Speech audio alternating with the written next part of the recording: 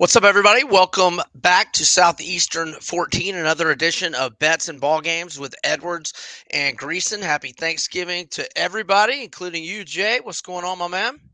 Not much. Getting ready for the big day, and family in town and here in Chattanooga, and we're going to try to see if we can't consume 8,000 calories on Thanksgiving. Absolutely. All right, before we get going, let me tell you about our great friends at Bet Online who are off and rolling with college hoops. We've got NHL, we've got NBA. Bet Online remains your top spot for all your live betting action and contest.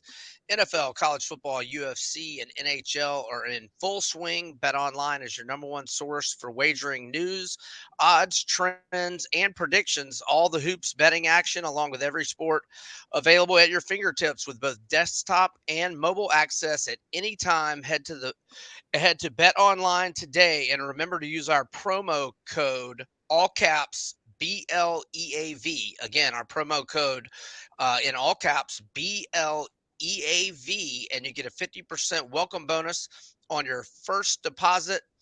Bet Online, where the game starts. All right, where we will start is in Starkville, Thanksgiving night, 7:30 p.m.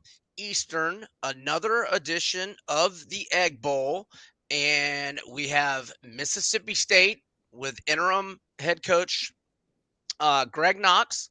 Will Rogers did return last week. They did cover, and they did beat Southern Miss, whereas Ole Miss failed to cover. And I wasn't watching any of it, but I saw they're only up 7-3 at halftime to ULM.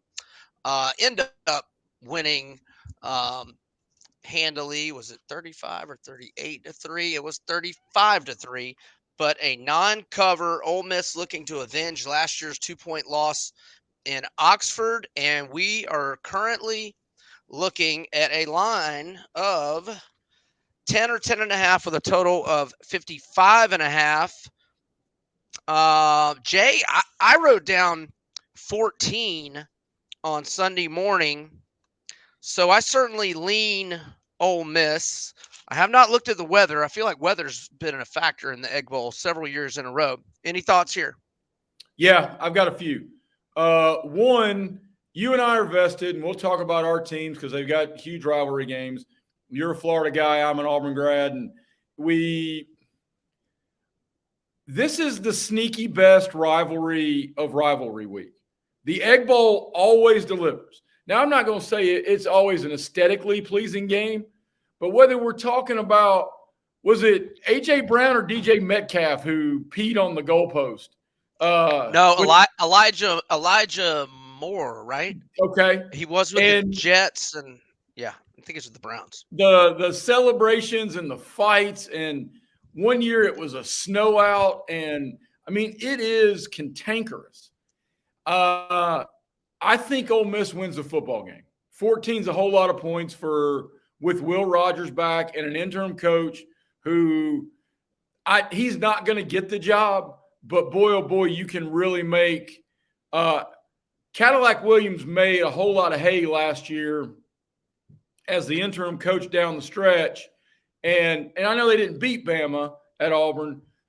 I think the under is the play here, honestly. Under 55. Ole Miss's defense has been better. The Egg Bowl's gone under, I think, 5 of the last 6 years. Six in a row. I'm looking at it. 6 in a row.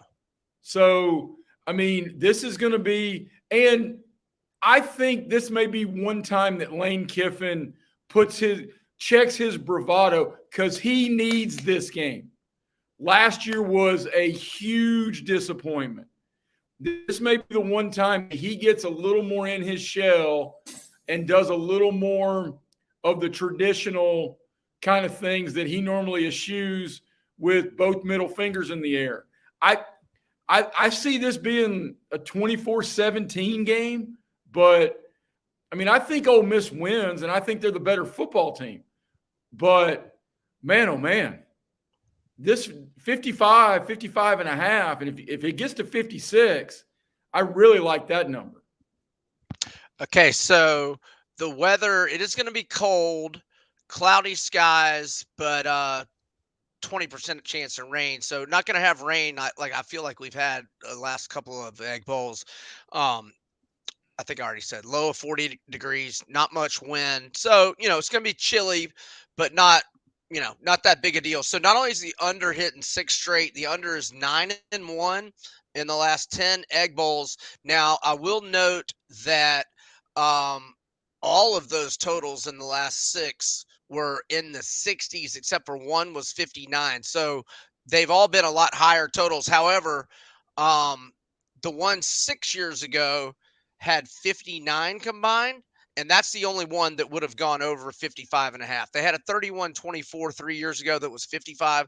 So the last five would have gone under, even at this total that's a good bit lower than most of the ones in the last six. So, And yeah, that was with a whole bunch of those, at least a handful of them was with the Pirate on the sideline before he passed. So with Mike Leach on the sideline and it was still going under, right. this game becomes just an absolute fist fight. Yeah, you make a really good case for the under. So like I said, I lean Ole Miss. I'm probably going to pick them in my contest, but I get everything that Jay is saying, and he's gotten me a little interested in the under, especially with Ole Miss only scoring 7 against ULM in the first half last week. Okay, let's go to Friday because we've got Mizzou at Arkansas, and that's going to be a 4 p.m. Eastern kick. So Missouri has won 6 of the last 7, but they did lose in Fayetteville 2 years ago, and they haven't covered in many of those. 4 of those 6 wins by Missouri head-to-head over Arkansas in the last 7 meetings. 4 of those wins were by 4 or fewer. Now Mizzou 9-2 straight up on the year, 7-4 ATS, 2-1 straight up on the road, but 3-0 against the spread, covering against Georgia. Arkansas at home this year, 3-3 straight up, 1-5 ATS, 4-7 straight up overall, 5-6 ATS. Dubinion and Rocket Sanders got hurt last week. In fact, Rocket tore his labrum. Dubinion tore his meniscus, so they're going to be out a good bit of the offseason. I did see Rocket Sanders said he is going to be back next year. Who will not be back is KJ Jefferson. He became the Hogs' all-time leading passer in career passing yards last week, breaking Tyler Wilson's record. He's now got 7,909. And yeah, so we have Missouri, who I bought from 7.5 to 7 with a small play either Sunday night or Monday morning. And I lean Mizzou here, total around 54.5, 55. And Pittman is returning. Were you surprised by that? And what do you think of this game? I'm not surprised because I actually applaud Arkansas for if he overachieved in his first year and he underachieved this year. A lot of injuries. You talked about Rocket Sanders. We've talked about a couple of their best defensive players making business decisions right before Halloween. So, again, I can see the sides and I can understand. Give me the over. Give me the over for 2 reasons. One, Arkansas's pass defense has been dreadful. It's in the bottom. It's just outside the top 100 of 130 teams. 2, Missouri is 10th in the country in explosive plays of 30 yards or more. They have had 34 plays of 30 yards or more. And if you're looking at, I think Arkansas is going to be motivated with the news of Sam Pittman. I think especially the guys who are returning and what KJ Jefferson has meant the last 3 years. I think they're going to play inspired in the first half. If that over-under stays below 56, this game could very well be 27-20 at halftime. And because they're not going to stop Missouri long term. They're not. But mean, we're going to see KJ Jefferson's mama in the stands 14 times with a KJ Jefferson jersey on, and she's going to like mouth at the CBS camera, "I love my baby, I love my baby," and God bless her, she does. It's his last college football game. But I think Arkansas is going to play hard, but I think Missouri's going to play better, and I think both of those. The mismatch here is the Tigers' offense against the Razorback defense. And I see it going over. That's my play on the game. Now, I will say another thing that bodes well for the over is that Tyron Hopper, Missouri's second leading tackler, second team All SEC linebacker last year, he's questionable. He did not play against the Gators with an ankle, and their other linebacker, Chad Bailey, who's been out for about a month. He remains out, and Florida, scored 31 against them last week, and that was with a red zone fumble, and Mertz getting knocked. Go ahead. I don't mean to cut you off. Time out. That was your best play of the week last week. So here's your flowers, because Florida Mizzou over was your favorite play last week, correct? Correct. Actually, my favorite play was New Mexico State, as long as the quarterback played, and I don't really want to talk about that, so shut your pie hole. Did he ever play? Did he ever play? Holy buckets. But let's finish up Missouri first. Here's the other thing. Eli Drinkowitz is smart enough to know if he puts 40 on the board, they could be heading to the Orange Bowl or whatever non-playoff bowl. I mean, they're ninth in the college football playoffs. Now, they've got 2 losses, so they're not going to get into the conversation. But he could certainly be trying to parlay this into a Cotton Bowl. He doesn't want to win 21-17. No. Do you know what specific bowls have the semifinals? Because wouldn't it normally be the Sugar Bowl, but maybe the Sugar Bowl is part of the CFP. I don't know. Yeah, I think it's. I'm not entirely certain. We can look it up. It is, but it's 2 of the big bowls and then a repeat bowl for the title game. But I like this one. I like the over here Friday, especially if you double check the weather. I got it right here. Okay. So, all right, at 4 Eastern, it's going to be, the weather's going to be fine. 5 to 10 mile an hour winds. The afternoon, it's 53 degrees. However, when it starts getting dark, which will probably be, halftime and beyond, it is getting into the 20s, but no snow, but upper 20s will be cold, but I don't think that really impacts the over a whole lot. You? No, I know the wetness and the wind are the 2 things that I think you always have to evaluate, especially when we get to Thanksgiving and after, and especially in locales like Fayetteville, where you can look up and it looks like they're playing in like a non-rainy hurricane. Like Gilligan and the skipper and the professor and those guys, and the palm trees are going, and the whole, and it's all nuts. And you're going, man, Ginger's hot. Ginger was hot. She was really hot. No question about that. All right, so we got to a place that the whole conversation about Marianne and Ginger, and everybody said Marianne. Yeah. I get it. I'd say yes, and I'm good with either, but neither are better looking than my wife. And I'll also say this. We got to a place in basketball sometimes, guys like Ben Wallace were underrated. And then they got paid and everybody realized they couldn't score. So then they became overrated. Ginger was really hot. But everybody said Marianne. So somehow Ginger is now underrated. Yeah. All right. From that to the Commonwealth State, Friday, noon Eastern, we've got Kentucky at Louisville. Our good friends at BetOnline have Louisville -7 with a total of 50.5. And the Louisville Cardinals, they are 6-0 straight up at home, 5-1 ATS, 10-1 straight up overall, 6-4-1 ATS. But Well, a couple things on Kentucky.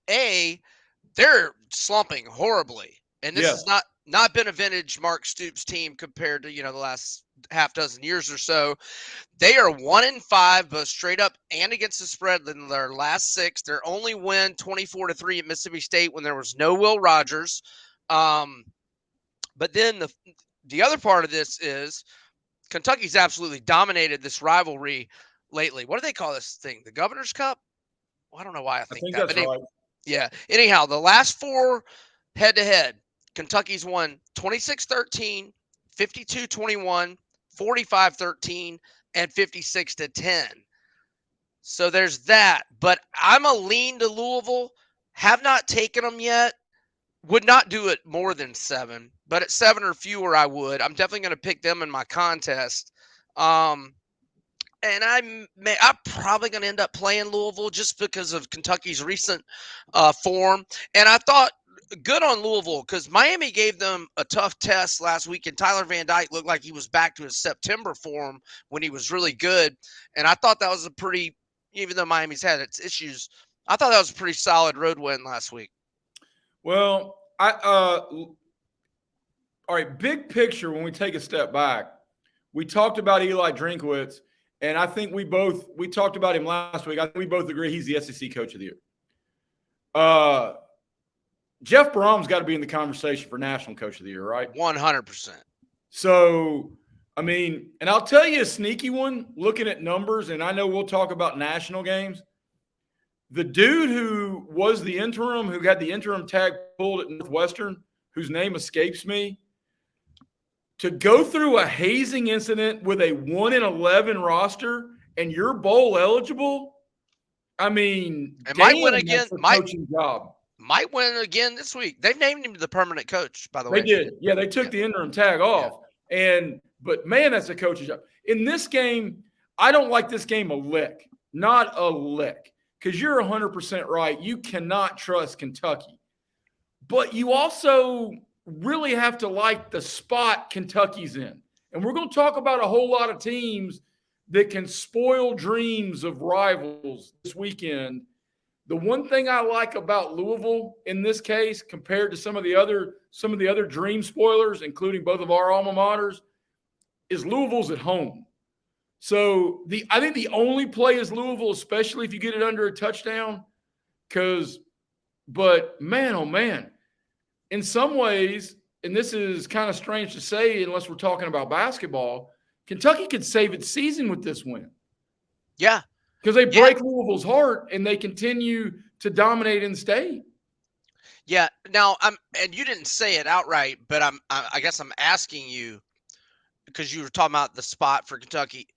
You weren't thinking look ahead for Louisville, were you? Because I think the fact they've been pimp slapped by Kentucky 4 years in a row takes away any notion of it's a look ahead spot because the ACC championship game. You weren't going there. I'm asking. No, I wasn't necessarily saying. I was talking about more dashing dreams because Louisville, more than Missouri, Louisville is still in the picture. They're one of the 9 teams in the pictures to get in the playoffs, in my opinion. If things fall right and they win convincingly this week and blow FSU out, and they've got one loss, and granted it's a bad loss, but you could be a Power 5 conference wanting to hear your name on Sunday night. I don't think they're looking ahead. I think they've got a lot to play for. All right. I'm just keeping my weather.com browser open because it's worth looking at now that we're It gets cold in Kentucky. Sneaky cold. Yeah. So this is a noon Eastern game. In the afternoon, it's going to be 48 degrees, 5 to 10 mile an hour winds. So nothing crazy. And because it's at noon, it won't be getting dark. It will be 33 degrees at night, but that's irrelevant. All right. So I'm a lean to Louisville. Sounds like is Mark Stoops kind of in that Ginger and Ben Wallace? He was underrated, and now he's paying him $9 million a year, and maybe he's overrated. So we got Mark Stoops, Ben Wallace, and Ginger from Gilligan's Island in the used to be underrated. Now they're overrated. And now what do we know here? Yeah. With that salary, he is getting kind of overrated. But with Calipari not going to many Final Fours lately, his job is not anywhere close to being in jeopardy. Not that you were implying it was. No, no, no, no, no. Of Yeah. course not. Right. All right. We got another noon game, and now here's one. The first one really that I'm heavily involved with A&M at LSU, and the over finally did not hit last week, but it had a chance. It did. Here, in fact, let me go to the. I don't know when I know it was 56-4. They got to. Oh my gosh, they got Yeah. to 70 with 8:59 left. Uh huh. Yes, Oh, it did. because I No, was no. not. Hey, at this point in time on an up and down Saturday, I was vested here. I was paying full attention to a game that had no interest. Tell me about what happened in the last 8:59, and why did Georgia State quit scoring? Because they scored 14 early. If you whatever you were watching, tell me because I was watching the Well, Gators, Missouri, Oregon yeah. State, and Washington. Well, here's what happened. They completely take their foot off the gas, and Georgia State's completely happy to get out of there with a check. We've seen it 100 times, and I mean, there were way more white dudes on the field for an LSU football team in the last 8 minutes than there have been in the last 10 years, with the exception of Jacob Hester. So I mean, it was like granddaddy who was a donor. Somebody's dad who's got a building named after him, like a Gillabo or somebody down there. That kid's playing tackle. I mean, he's my size. So no, it just was a complete. You get to 7, you're going, wait, this can happen. And then it was like a rugby scrum from 20 to 30. No red zone trips. No red Yeah. zone trips. And then the punters decided, I'm gonna pin somebody deep. I mean, God almighty, somebody just muff a snap, will you? Man. Okay, well, let me tell you what I ended. Now I lost a little bit on the over, but it wasn't nearly as aggressive as I normally am amount wise with LSU's over. What um, I did Malik Neighbors over receiving yards, which was like 114.5. He got to 140. I did Brian Thomas Jr.'s over 70 something and a half, and he got it 70 on his first catch, and he eventually had I want to say 4 catches for 100 and change.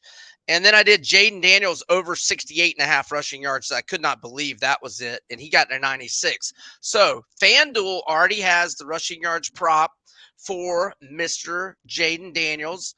And it is at 68.5. I'm sorry. That was 68.5 last week. My apologies. It is at 80.5. And I like that over. He has had 96 rushing yards or more in 6 of LSU's last 7 games. He's gone for 96, 234, 163, and then the one outlier was a 6-yard rushing game against Army, 62-0. I don't remember when they took him out or whatever, but then before Army, it was 93, 130, and 99. And like you noted wisely last week, now he is the favorite, but not by much over Bo Nix. But Kelly was going to, and we don't even know if this is going to be a blowout. Daniels is going to be getting his numbers the whole game. So I like that over 68.5. I like LSU's team total over 39.5. Now, A&M gave up 48 at Miami, gave up 38 at Ole Miss. I think, I know LSU's got better offenses than those teams. Not a whole lot on Ole Miss, but and that was back when Van Dyke was playing really well in September. LSU scored 41 or more in 8 of its 11 games, and might have gotten there in the Alabama game without Jaden getting hurt. So those are 2 of my plays, but I'm also going to lay the 11 with LSU. They're in revenge mode against A&M, who beat them 38-23, banged Jaden Daniels up where he wasn't 100% for the SEC championship game.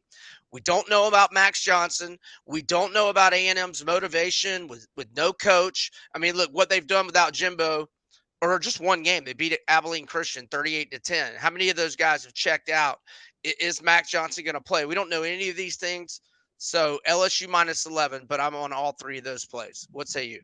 I love LSU.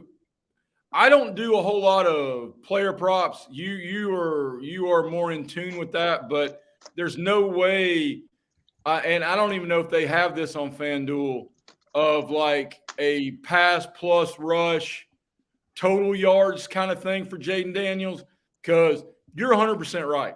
I think Brian Kelly, this was supposed to be a better year than what it's going to end up being.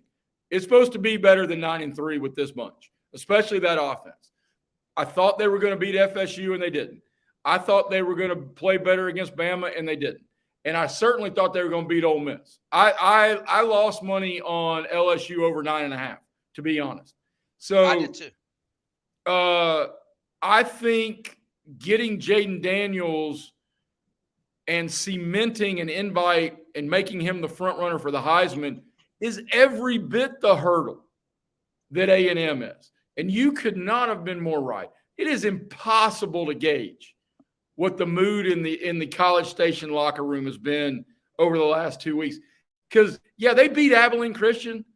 And as an Auburn graduate, I swear to goodness, I wish my team had found a way to beat its $1.8 million payday game, but they didn't. So every win's a good win. I think my favorite bet this SEC rivalry weekend is LSU minus the 11. To be honest, Mm-hmm. Yeah, and like we don't know what their attitude is in A&M locker room, but I know we suspect it's not very good. no, it's not real good, and they're all those a whole lot of those dudes have made a whole lot of money and think they're already being paid like NFL dudes. They think they're headed to the league. You can't tell me somebody's going to put their nose in the middle of a pile and say, you know what, let's do this for the 12th man. No, sir. Yeah. So now on the player props thing, I've never really been that into them. I started doing them a little bit in the NFL last year because I found a couple of guys that I could ride that were good to me, like AJ Brown and Kelsey. But I really got into them in college this year, and they've been really good to me. So let me ask you a question. Like, let me just tell you that Jaden in the last two games he threw for 413 against Georgia State, 372 against Florida. For the year, he averages 323.1 passing yards per game. What do you think his over-under on passing yards against A&M would be? 330. See, yeah, I would think it'd be a lot higher also. It's only 316.5 at FanDuel. So I'm not against that one. No, I'm not. Either. I'm not against that one either. But I would, of your two, I would advise our viewers to stay with the rushing, because the thing with the passing is you and I both like LSU minus 11, and we could both see a place where this is 42-17, middle of the third quarter. And okay, maybe he's lit it up and they've gone vertical. I mean, dude, how good are those two? I mean, I know everybody talks about Marvin Harrison Jr., and he's a dude. Don't get me wrong. Malik Neighbors is bad. Malik Neighbors, hey, Malik Neighbors ain't apologizing to nobody. Nobody. No, and man, the receivers in the SEC, I mean, that's going to be, and I'm not normally that into awards, but who's going to be second team all SEC receiver behind Burden and Neighbors? Is it going to be Thomas for LSU, Leggett for South Carolina, Pearsall for Florida? I know I'm forgetting somebody really good. Who am I forgetting? Well, there's been a whole bunch of dudes that got a whole bunch of injuries. Yeah, McConkey can't get it because he's been injured too much. The dude in South Carolina's been banged up a bunch. I mean, that'll hurt Leggett. It will. Right, but his numbers are still really, really good. And how about Juice Wells saying, at least for now, that he's coming back next year? And that let's let that walk us into Clemson at South Carolina. So South Carolina's, kind of got a little bit of mojo back, not a lot, but a little bit. We got a little 3-game winning streak. Beat Kentucky 17-14, beat Vandy 47-6, beat Jacksonville State 38-28, and Oh gosh, where'd my odds page go? So I can find out what Bet Online has for this one. Here we go. All right, so Bet Online has Clemson -7, but like a lot of other books, it's got a little bit of juice on Clemson, -115, the total 51.5. And, like South Carolina, Clemson's kind of righted the ship a little bit here. They've won 3 in a row, both straight up and against the spread, beat Notre Dame by 8, beat Georgia Tech by 21, and beat Carolina by 11. Now, all of those at home, and this one is on the road. What you thinking here? Man, Tough game. it is a tough game. This is a tough pick, and it's a tough pick for a couple of reasons. One, not unlike the Egg Bowl, the visiting coach knows the importance of this one. Dabo got his britches pulled down last year. Dabo got embarrassed. It also wiped some of the veneer off of Dabo's shine, and he's been kind of battling that this year, including with some of his trademark indignation. I think Beamer relishes this opportunity. I think Beamer has preached all week, 2 weeks of this. This is our state. We're the state school. We're the ones with the winning streak. Let's get to a bowl game.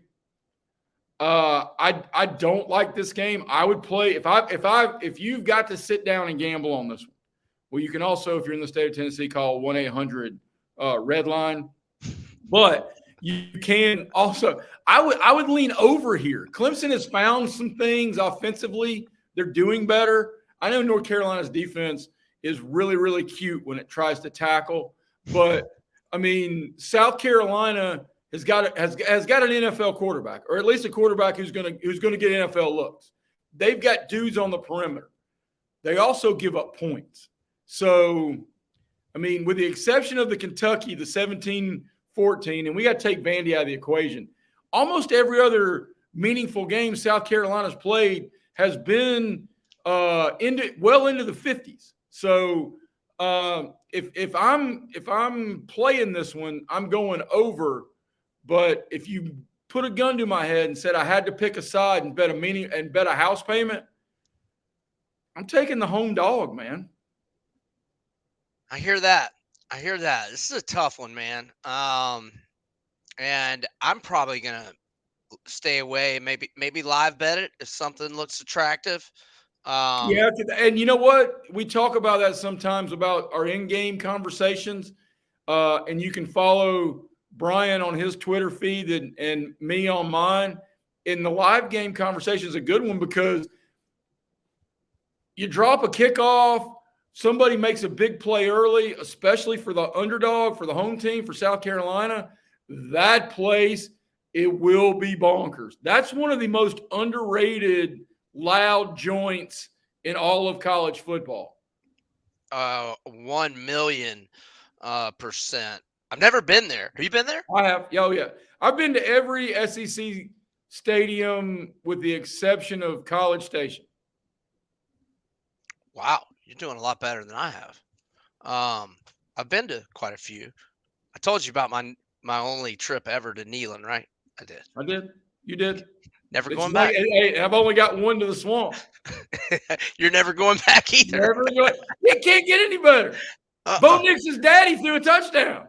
To Frank Sanders, that SOB. Oh, yeah. At SOB. All right. I was going to point out, like you were talking about with South Carolina's defense, gave up 31 to North Carolina, 30 to Mississippi State, 41 to Tennessee, 41 to Florida, 34 to Missouri, 30 to A&M, 28 to Jack State. But Jack State had 2 drives into South Carolina territory that ended in turnovers. And then, Kentucky and Vandy. Well, and Jack State is coached by your favorite Rich Rod.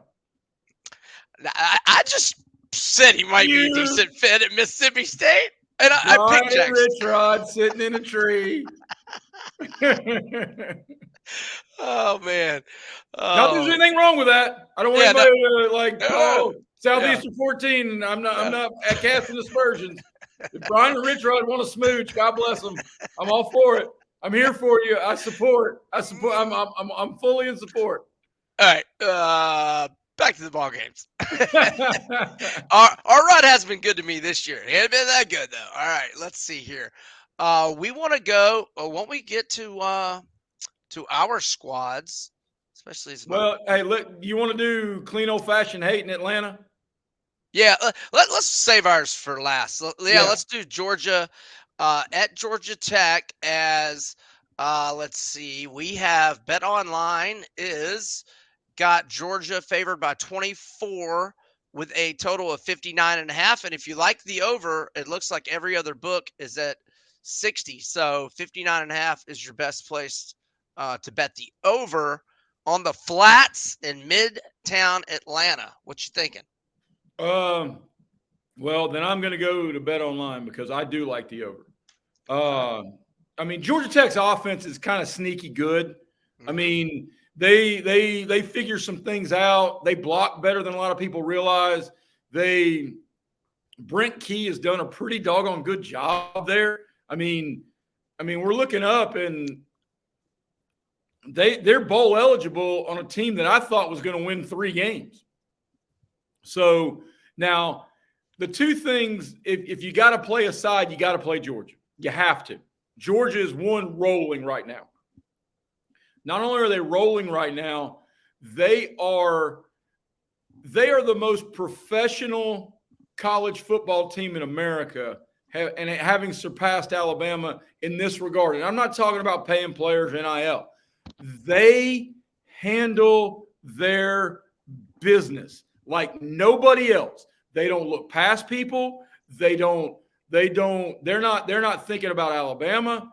I think Kirby has preached to them since June. You guys have a chance to make history and three-peat. And they got through some growing pains and some struggles early with a new coordinator, new quarterback, and now they are crushing people. So, I mean, if you got to play a side, play Georgia, but I really see this being 45-24, but clearing the over pretty clearly. And the other part about Georgia here is not unlike when Tennessee goes to play Vandy, half the stadium will be in red and black.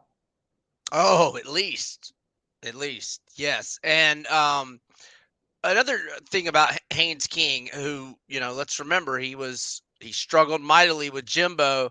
He's gone to a new system. Now he's thrown too many interceptions, 15, but he's completed 62.3% of his passes, 2,597 passing yards, 26 touchdown passes.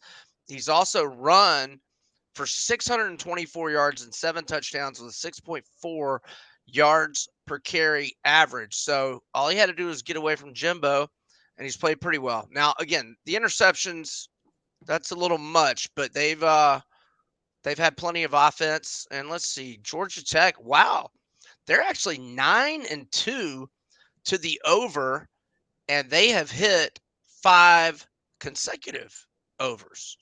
So yeah, there's some more data, if you will, for Jay's over. I'm not against that either. All right, let's tackle the one at 2:30 on the plains at Jordan Hare, where crazy things tend to happen.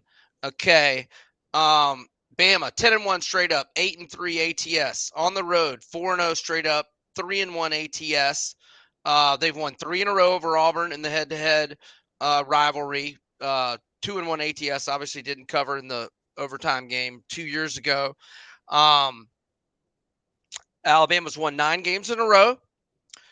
They've won 7 of those by 14 or more. And our friends at Bet Online have, here we go. They have 14.5, and the total's 48.5. Looks like a lot of other books are at 49 on the total. Just about everybody at 14.5, with the exception of Circa is at 15 on Alabama. So I know Jay was talking about wanting Auburn. What was the spread last week? 10.5. 10.5. 10.5. Um, That's and before they poop their pants, though. that's before they got Diego Pavia. And Thorne is going to be okay, but wasn't he in a walking boot a couple days ago? No, he was in a thinking boot. Okay. He was in a decision-making boot. He was in a reboot. I mean, there are a whole lot of boots that he could be in that I don't give two rips about, whether it was a walking boot, whether it was boot scooting boogie. Brooks and Dunn can be singing as he's walking down the halls of the Auburn campus. I don't really give a damn because that was terrible. Terrible. Cue Charles Barkley, cue whoever you want. It's inexcusable, honestly. And I understand Hugh Freeze understanding this league and the magnitude of playing well against Alabama at home. I get it. I completely do. Went to school there. I was in the stands when Reggie Slack hit Alexander Wright in 1989 and Auburn beat Alabama in their first trip to Jordan-Hare. I was there. And Alabama was number 2 in the country. And it was huge and it was amazing. You know, I get all of it. I get it. You can't lose New Mexico State, man. I don't give a damn how good Diego Who's Britches is. I mean, if I got to do the Ron Burgundy and go San Diego, that's German for whale's vagina. Or we can agree to disagree. So I don't care. You cannot lose that football game. You paid them $1.8 million to show up. And then they take your money and kick you in the shins and walk away with your girl. Because now, I mean, Auburn, a 7-5 Auburn team with a good effort against Alabama, the athletic department can pitch, we'll sell a bunch of tickets and you might get to a Florida Bowl. It's happened a ton of times. Now you're destined for the Birmingham Bowl against whatever Sun Belt team wants to come down there and beat you, and you finish 6-7. I was amazingly, this time last week, I had every confidence in Auburn getting double digits in this game. I wouldn't bet on Auburn in this game for nothing. Not a doggone thing. And I'm an Auburn graduate. Because here's the other part of this.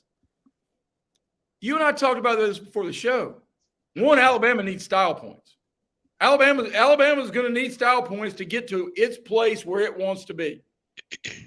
2, Saban puts his foot on the neck of people who he thinks he's going to have to recruit against. And if early indications are any sign, Hugh Freeze is having a pretty good recruiting year. I'm not saying great, but it's pretty good. And he's got a couple of 5-stars. And he stole them from one from Georgia and one from Bama, right? You're right. And I'm certain Bama and Georgia fans are looking at the screen going, shut up, fat face. Bama and Georgia didn't want those guys. They told them to go look elsewhere. And maybe that's the case. But Nick Saban does not think that way. Nick Saban thinks, okay, this guy could possibly be a threat down the road. So I'm going to put my foot on his neck when I have the chance. I hate being totals guy because I feel like every pick I'm making is a total pick. But I would go over here. If it stays under 50, I would have to go over here. And I mean, and even it may even be a good thing if Peyton Thorne is in some sort of body cast. And I know Robbie Ashford couldn't throw a good party on New Year's Eve in New Orleans with a room full of hookers and a table full of blow. But I swear to God, the kid can run, and at least that gives you some sort of identity. But he can run. So, I mean, man, oh man. Hey, on the list of sports trades in the history of the world, like Vita Pinson for Frank Robinson back in the 60s, Falcons giving the Packers Brett Favre for what turned out to be Steve Broussard, the NIL transfer of Bo Nix for Robbie Ashford is a kick to the crotch for the entire Auburn nation. Yes, indeed. Yes, indeed. And all right, my rant's over, man. I'll let you take the center stage on Florida. I'm good. I'm sorry. I went a little off No, topic there. no, you're great. Yeah, I thought you were awesome. All right, so I lean Bama, but I got to have 14. So if you can buy the half point to 14, I'm not laying anything more than 14, and it's not a strong opinion. I do have a strong opinion on FSU at Florida, and that opinion is on the total. And let's see what we have. Our good friends at Bet Online. All right, if you like the Gators, you want to be at Bet Online because that is the only 7 I'm seeing on FSU. Now it's even money for FSU, so I'll assume Florida plus 7. You'd have to lay a minus 120 price. The total is 50, and I like it over. The over's hit in 7 straight for Florida. The last 6 combined scores for the Gators have been 52, 80, 63, 75, 87, and 64. The over 7-4 overall for FSU. It's 11 games have averaged combined scores of 57.0 points per game. The Gators have allowed or have had combined scores averaging 57.5, but they had a lot of low scoring games early in the year. It's a lot higher here in the last 6-7 weeks. I thought Max Brown looked good when Mertz got hurt. He did have a red zone fumble that was obviously very costly, but that was his only bad play. Completed 4 or 5 passes, 56 yards, had 42 rushing yards on 7 attempts. So Tate Rodemaker, who's going to now replace Jordan Travis, I had Louisville against FSU late last September. I think it was a Thursday or a Friday night game. Louisville's winning most of the game. Travis gets hurt, I want to say third quarter. Rodemaker comes in. He throws 2 fourth-quarter touchdown passes and takes my money. I think they were FSU was a 3-point favorite. They won 35-31. We know about Florida's defense struggling, and the offense has been great. And I saw some promise out of Max Brown. He plays baseball for the Gators. He's a pretty big guy. I mean, not like super thick muscle-wise, but a tall guy, and he can move, man. He's athletic. And even when he was throwing it, he looked pretty good. So it's a downgrade from Mertz and a downgrade from Jordan Travis. But we've also seen a total that I think might have been, or definitely would have been close to 60, certainly in the upper 50s. So I think we're getting line value with a low total, and I'm going to go over 50. I want nothing to do with the side. Any thoughts on the Gators and the semis for you? Well, I got a couple. One, great spot for Florida. All the pressure in the world on FSU. They got dropped to 5 in the college football rankings. Great spot for Billy Napier to really re-energize a fan base.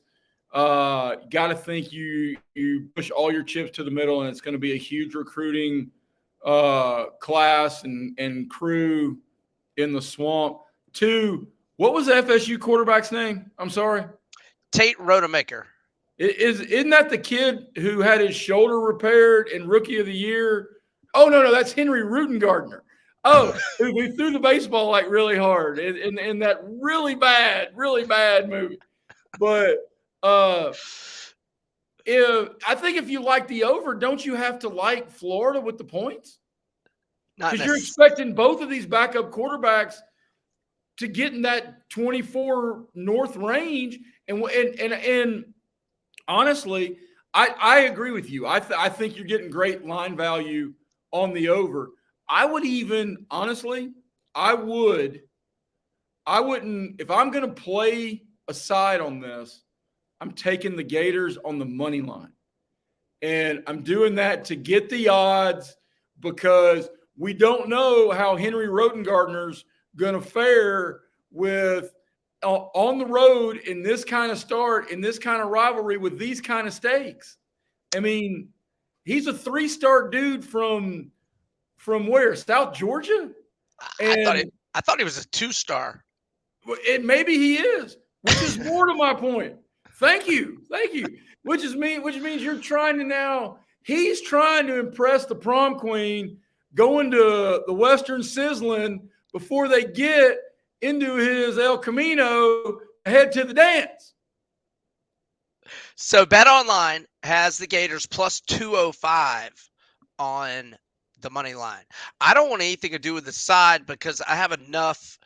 I have more than north of what money provides. I have in my heart on the side. So, and What the wanting hell are you talking about more than money provides? What hey, the hell are you?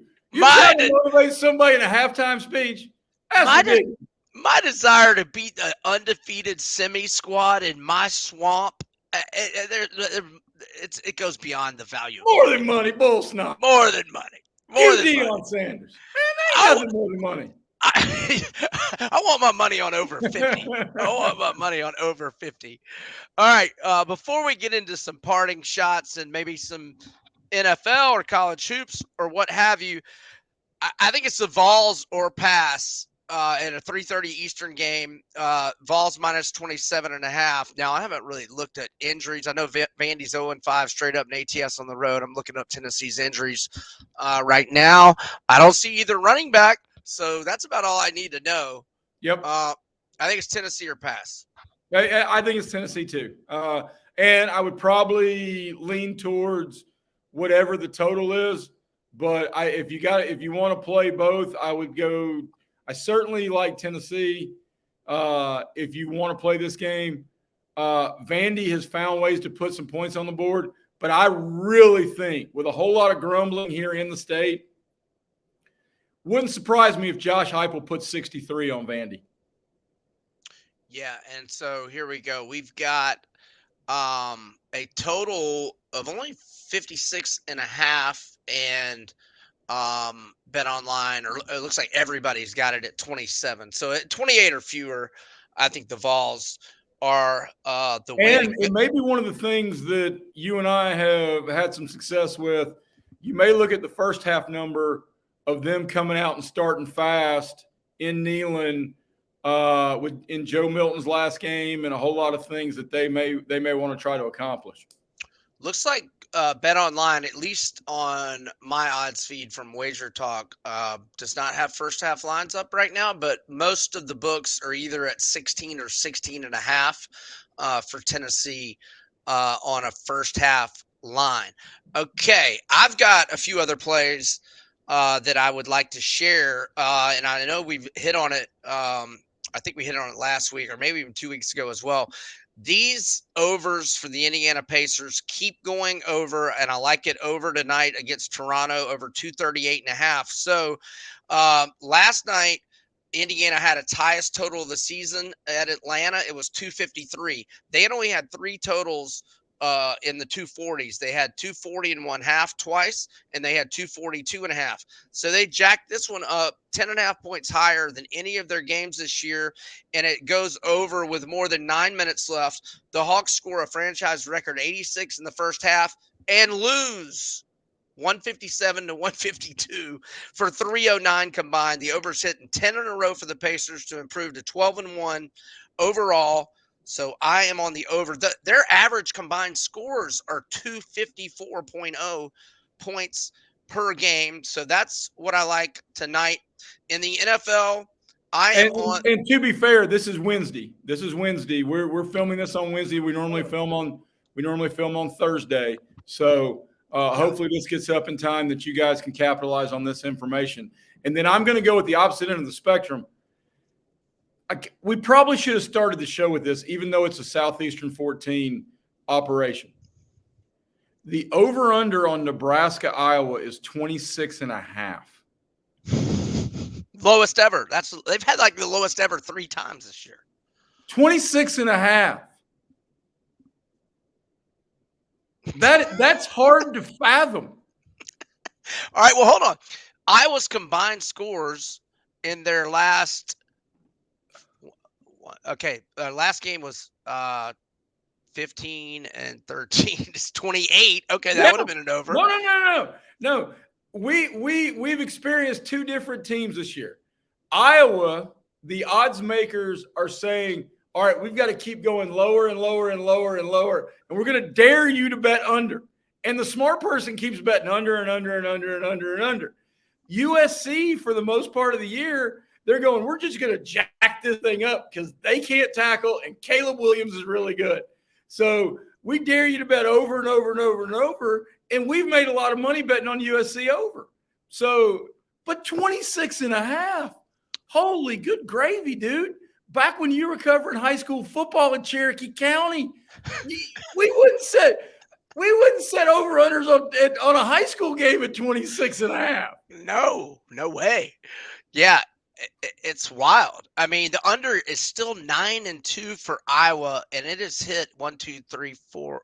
Wait, 1, 2, 3, 4, 6 in a row. But several of these would have gone. The Purdue 20-14 would have gone over this week's number. Now the 15. Everything would go over this week's number. I've never seen an over/under in the 20s. Well, no. LSU, Texas A&M first quarter over/under. First half over/under, I bet it's north of 26.5. Right. Well, no, look, 2 weeks ago, they beat Rutgers 22-0 with a 27.5 point total that stayed under. But that was the lowest total in college football history. So this one's lower. I wonder what the weather's going to be out there. It's in Lincoln, right? Yes. All right. I really like that spot for Nebraska, by the way. I know Nebraska is now probably a slight favorite. Nebraska needs this to get bowl eligible in Matt Rule's first year. This screams 14-10 Nebraska in a game that says college, in a game that's got a whole lot of white dudes. There are going to be a couple of Stinkle bombers and a couple of guys named Landon playing D tackle. I mean, this was not going to be for. If you're clicking channels looking for athleticism, do not stop on Iowa, Nebraska. Okay, so I've got weather.com. So it's Friday at noon Eastern. Okay, so the afternoon, 10 to 15 mile an hour winds, 33 degrees, but no rain. Later that day, or it'll be 19 degrees that night, but that doesn't matter. So cold and maybe a little wind. But all that's good for the under, right? It doesn't matter. They could be playing in a dome, dude. Right. They could be playing in your living room. And the conditions don't matter. The kids on the field and the coaches on the sideline is what matters. First team to 11 wins. Deal? Yeah. It's like pick up at the Y. All right, first team to 11 wins. Ball in. Check. I'm not going to watch him play, though. I can assure you. No, God, no. Goodness, God, no. Okay, we're running late, and we're giving Blake a lot of stuff to edit. So let me just rip through some NFL picks I like. I like the Eagles -3 to the Bills. I like the Raiders +9 at home to the Chiefs. I like the Vikings by the half point from 3.5 to 3 Monday Night Football against the Bears. But if you can't do that, if it moves to 4, still like the Vikings. And I like the Saints against our Dirty Birds, who are inexplicably still coached by Arthur Smith. And last one, Titans -3 or 3.5 to the Panthers. Titans suck, but they've only played 3 home games, 3-0 straight up and against the spread at home. Carolina 0-5 straight up, 0-4-1 against the spread on the road. Titans -3 or 3.5. Tell them about Jay's plays. Any other picks? What have you got? No, I've taken up too much of our time with my yapping and or rattling on. So, but Jay's Plays is at timesfreepress.com. It's my afternoon email newsletter of the games that night and on Fridays into the weekend that I've got an eye on and what I may like and just a whole lot of conversation. And it goes along with my morning column at timesfreepress.com called The 5 at 10. And I've been doing that so long. I started it when Cam Newton was at Auburn, back when Auburn would never lose to New Mexico State. Well, the Gators would never have 3 losing seasons in a row ever, and we never have until Saturday, maybe or maybe not. Thanks to our friends at Bet Online. Thanks to Blake for editing. Thanks to all of you listeners. We have had back-to-back weeks. We've had the most, viewers since we started, doing this in whatever it was, mid-late September. So please continue to spread the word. Please subscribe to Southeastern 14 YouTube channel. And everyone have a great Thanksgiving, and best of luck with bets and ball games. And we'll talk to you next week. We're over and out.